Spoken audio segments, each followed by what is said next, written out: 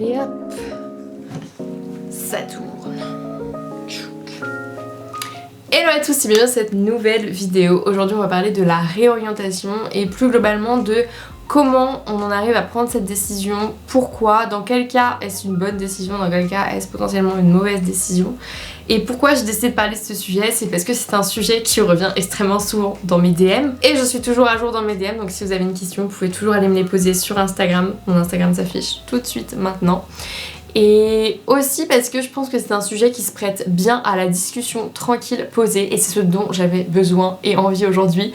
Depuis le début de l'année 2022, je fais quasiment que des vidéos où ça demande énormément de recherche, ça demande énormément de travail pour moi en amont. Je pense que c'est surtout une question d'équilibre, et donc aujourd'hui j'avais envie juste de revenir un peu aux sources, aux bases. Donc petit thé, on est posé, on est tranquille, et on va parler d'un sujet quand même important. Donc c'est pour ça je pense qu'il faut prendre le temps, j'espère, en tout cas je vais faire en sorte que cette vidéo soit pas trop longue non plus. Mais n'hésitez pas à faire comme moi, pour prendre une petite boisson chaude, et le débat est bien sûr ouvert dans les commentaires. Souvent je vois, en tout cas sur le serveur Discord que vous retrouverez également en barre d'infos, que vous êtes très nombreux à vous soutenir lorsqu'il y en a un qui justement se pose des questions sur ce type de sujet. Et je trouve que c'est très beau, très bienveillant, et je vous remercie pour ça, vous êtes une très belle communauté. Donc j'espère que ça continuera dans ce sens. Donc la réorientation, c'est simplement le fait de changer de voie quand on réalise, particulièrement en études supérieures, que finalement on est en train de faire quelque chose qui nous plaît pas forcément. Et c'est souvent un choix qu'il est très difficile de faire, parce que dans la société, voilà, c'est un fait, ce n'est pas bien vu. Se réorienter, c'est « Ah, tu t'es trompé ». C'est-à-dire t'as fait un premier choix qui était le mauvais. Comme s'il y avait un mauvais et un bon choix. Alors qu'en fait, il n'y a que des choix et il n'y a pas un seul chemin unique, et un chemin linéaire n'est pas forcément un chemin qui va convenir à tous. Et moi aujourd'hui je prône le fait que au contraire ça peut être une très bonne chose d'avoir un chemin qui s'entrecroise et qui multiplie les compétences. En fait c'est pas positif, que ce soit dans une entreprise, dans la société, que d'avoir que des gens hyper spécialisés, hyper experts dans leur domaine. Ça peut être aussi hyper positif d'avoir des gens très polyvalents. Et donc comme il faut les deux, et bien ce n'est pas pour tout le monde d'aller dans une voie très linéaire, très spécifique, et pourtant c'est le modèle de réussite que la plupart des gens ont en tête quand on imagine l'orientation scolaire. On imagine un schéma où l'enfant sait depuis tout petit ce qu'il veut faire, donc imaginons il veut devenir médecin, il aura eu le petit jeu là pour jouer au médecin, enfin bref, des trucs comme ça dans son enfance, alors qu'en vrai non, pas du tout, faut se détendre. Ce n'est pas grave que de ne pas savoir ce qu'on veut faire, ce n'est pas grave que d'hésiter, que de changer, que de se réorienter. Et en fait se réorienter c'est même pour moi se planter plus vite, et c'est une très bonne chose. Alors pourquoi je dis ça? Parce que pour moi, la réorientation fait énormément écho à ce qu'on peut appeler la reconversion professionnelle. Et moi, je sais que j'en ai vécu une reconversion professionnelle.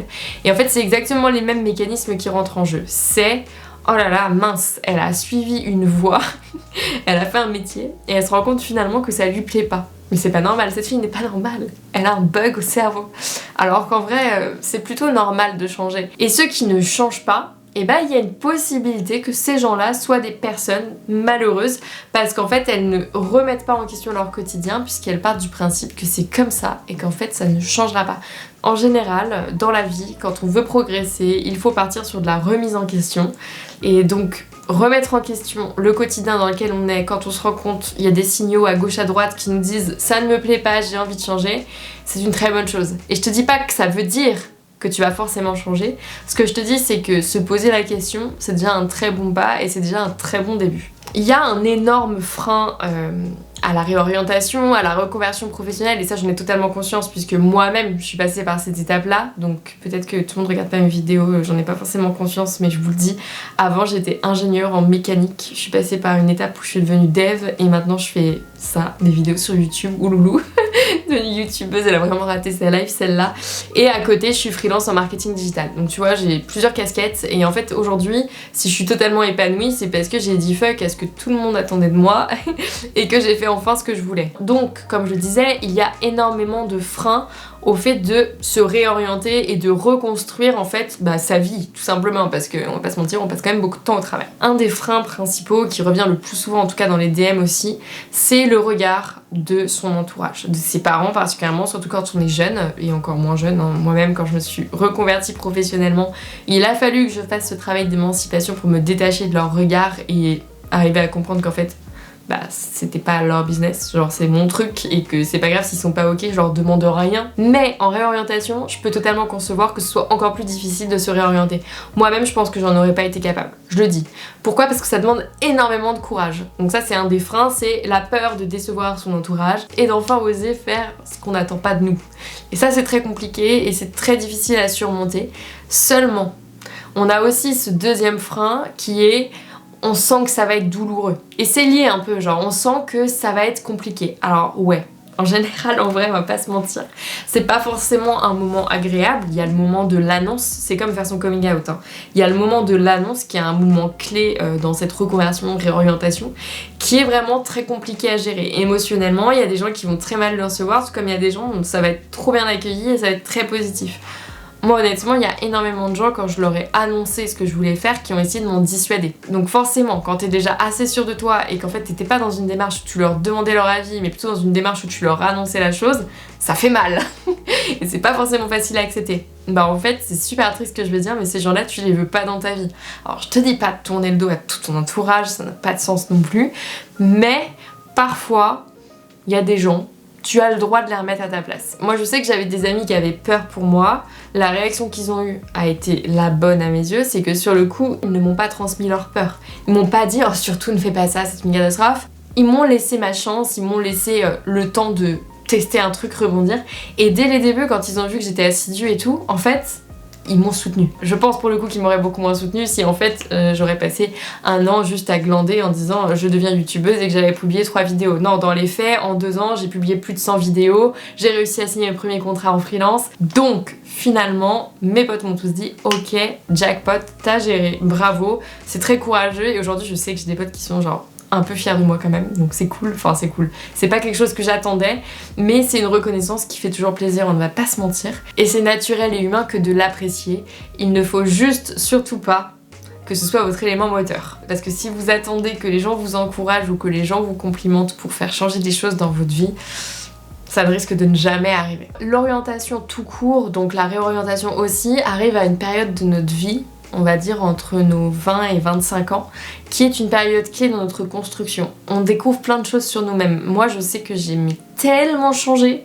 Là, maintenant, j'ai 27 ans, je ne suis plus du tout la même que la personne que j'étais quand j'avais 25 ans, et encore moins la même que la personne que j'étais quand j'avais 20 ans.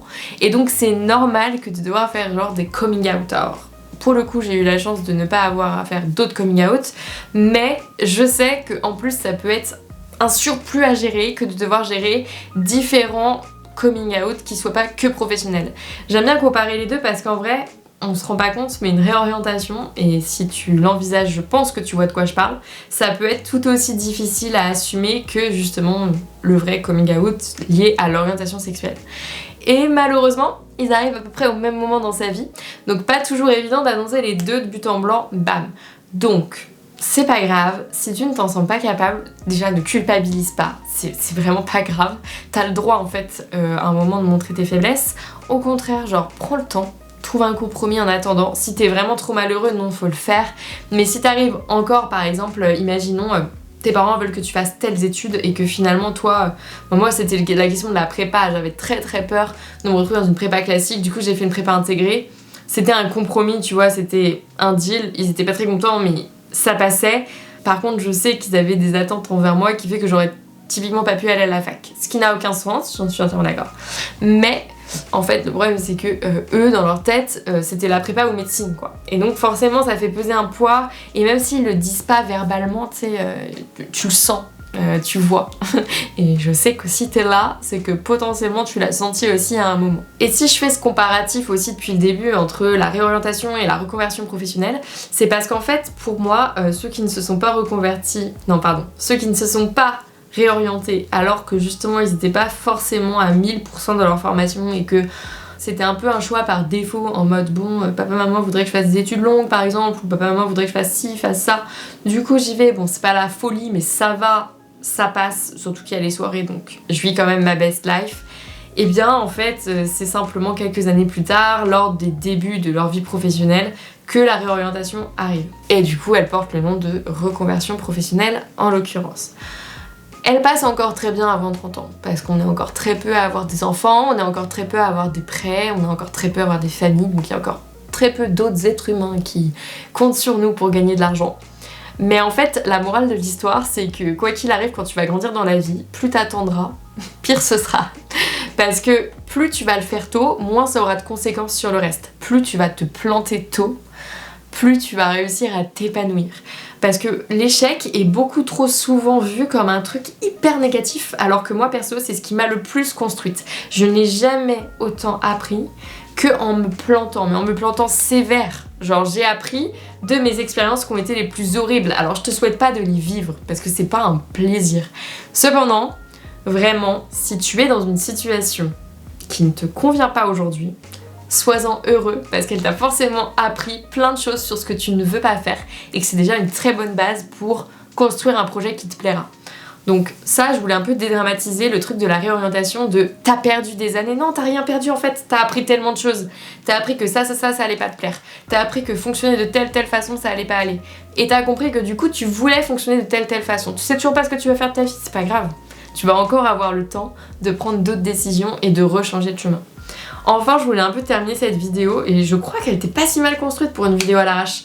Bon, pas à l'arrache, parce qu'en vrai, ce discours, il est tout le temps dans ma tête en permanence et maintenant il commence à être construit, mais pas scripté. Donc je voulais terminer cette vidéo en disant qu'au final, aujourd'hui, c'est totalement normal qu'il n'y ait plus de parcours linéaire. Bon, il y en a encore, c'est typiquement le cas encore des études, j'ai envie de dire, de droit et de médecine, parce que vraiment, ça reste des choses très institutionnelles, en tout cas en France. Mais dans les autres domaines, ça devient de plus en plus normal et presque positif que tout se mélange et qu'on continue aussi, et que ce soit d'ailleurs un élément important, de se former tout au long de la vie.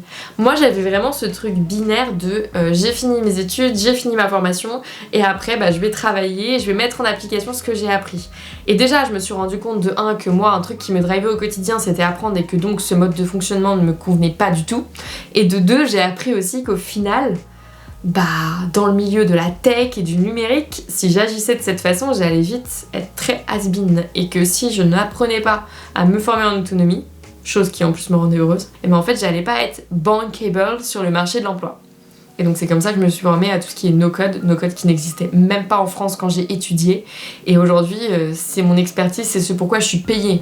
Je fais aussi du marketing digital alors qu'au final, j'ai fait des études d'ingénieur en matériaux. Et en fait, au final, j'ai aussi surtout 3 jobs par semaine très différents. Donc je pense que rien que par mon propre exemple, je te montre bien qu'il n'y a pas de normalité, il n'y a pas de ok, c'est comme ça qu'il faut faire et pas autrement, pas du tout. Genre, chacun peut réussir à se construire son petit truc qui va lui convenir, son petit équilibre qui va faire qu'il sera épanoui dans son quotidien. Et donc, si toi, ton truc, c'est là, par exemple, de décider de totalement changer de voie et hop, te réinscrire sur Parcoursup et de devenir, par exemple, agriculteur en permaculture, je vais au salon de l'agriculture demain, c'est pour ça que j'y pense, ouais, en fait, ça passe, tu vois. Et au contraire, kiffe si c'est un truc qui te fait kiffer. Et vraiment, la morale de l'histoire, c'est que je ne connais personne dans mon entourage. Et pourtant, j'ai gardé un peu des amis de tous mes moments de vie. Donc je parle de personnes que j'ai rencontrées au collège, au lycée, en prépa, en école d'ingé, bref, de plein de milieux différents. Et bien je connais personne qui ne s'est pas dit aujourd'hui à 27 ans, on a à peu près tous le même âge, je ne sais pas si je suis bien dans mon quotidien. Il y a des moments où ça va, il y a des moments où ça va pas. J'envisage de faire ci, j'envisage de faire ça, il y a des changements qui s'opèrent et c'est plutôt positif. Et j'en parlais encore il y a quelques jours avec une copine qui a un job passionnant. Donc elle est ingénieure comme moi mais pas du tout dans le même domaine. Et en fait elle me disait il y a des jours avec, il y a des jours sans, il y a des jours où elle va être archi motivée pour son projet, il y a des jours où elle sait pas. Et donc elle sait qu'elle veut pas changer de but en blanc, pour autant elle s'est dit pourquoi pas devenir prof de maths, pourquoi pas reprendre un CAP pâtisserie. Et en fait c'est pas une mauvaise réflexion, je te dis pas que c'est juste en se disant ça qu'il faut absolument y aller, mais se poser la question, c'est forcément faire mûrir une réflexion sur le long terme. Et une orientation comme une réorientation, c'est forcément un processus qui va prendre du temps. Et ça, c'est important que tu le gardes en tête. C'est un travail qui ne s'arrête jamais. C'est normal de jamais se sentir, je pense, totalement à sa place, qu'il y ait des moments où c'est toujours un petit peu down. Moi, il y a des jours, franchement, j'ai la flemme. Il y a des jours où je me dis, mais qu'est-ce que je fous ? Est-ce que ça a du sens ce que je fais ? Est-ce que je sers à quelque chose ? Est-ce que vraiment j'ai envie de faire ça ? Est-ce que j'ai pas abandonné un truc qui était quand même assez incroyable ? Et en fait, le lendemain, ça va mieux, tu vois. Et il faut réussir à analyser, réussir à mesurer et à se dire, est-ce que c'est momentané parce que j'ai un coup de mou et tout, ou est-ce que ça devient un peu trop récurrent et qu'il y a vraiment quelque chose à faire changer ? À partir du moment où tu arriveras à instaurer cette réflexion dans ton quotidien, c'est là que tu seras capable de prendre une décision assez mûrie pour décider si oui ou non la réorientation sera justifiée. Voilà, je vais m'arrêter là. Je pense qu'il y aura quasiment aucun cut dans cette vidéo parce que j'ai genre débité d'un coup. J'espère qu'elle t'a plu. Si tu veux plus de vidéos chit-chat comme ça sur des sujets, n'hésite pas à me dire les sujets que tu veux me voir aborder en commentaire. Petite info également, j'organise actuellement des webinaires sur Parcoursup pour que vous veniez poser toutes vos questions. Vous trouverez tous les liens en barre d'infos pour vous inscrire. Il reste encore 2 ou 3 sessions, je ne sais plus, mais en tout cas il y en a quasiment chaque semaine actuellement. D'ailleurs à ce sujet, la semaine prochaine sortira une vidéo un peu spéciale.